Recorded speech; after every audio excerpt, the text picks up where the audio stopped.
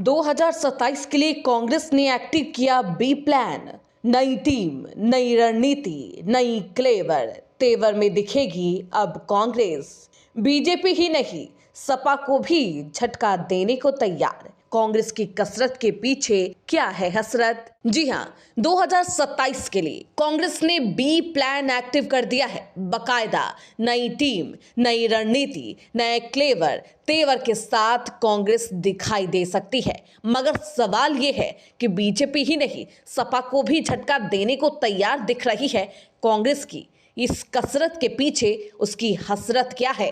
2024 लोकसभा चुनाव में ताकत बढ़ी तो कांग्रेस का हौसला भी बढ़ गया। अब कांग्रेस सियासत के पिच पर दबकर नहीं बल्कि खुलकर खेल रही है। कांग्रेस का अगला लक्ष्य उत्तर प्रदेश में खुद को स्थापित करना है। तभी तो 2027 विधानसभा चुनाव से पहले कांग्रेस ऐसी टीम बनाने के लिए प्लान बना रही है जो मौका आने पर बीजेपी ही नहीं, सपा को भी चित्त कर दे। बकायदा गुरुवार देर शाम कांग्रेस ने सबको झटका देते हुए यूपी कार्यकारिणी भंग कर दी। बकायदा कांग्रेस महासचिव केसी वेणुगोपाल ने पार्टी अध्यक्ष खड़गे के आदेश पर नई टीम बनाने के लिए यूपी में जिला, शहर और ब्लॉक इकाई को भंग कर दिया है। वहीं दूसरी तरफ संसद में राहुल अखिलेश में डिस्टेंस भी साफ तौर पर दिख रहा है। याद होगा आपको 2024 में जब चुनाव जीता था तब सदन की तस्वीरें किस तरीके की थी।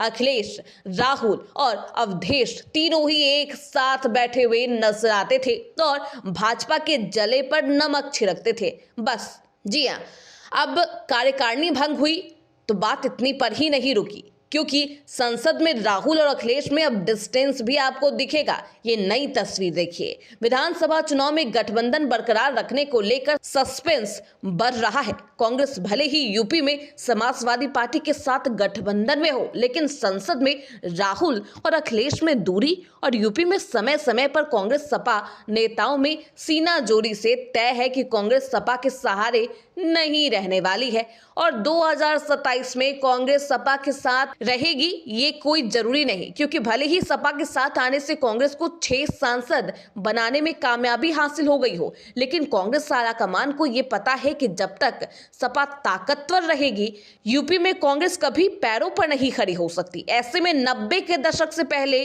वाले अल्पसंख्यक वोटर्स को पाने के लिए कांग्रेस नई रणनीति बना सकती है जो सपा से परे होगी।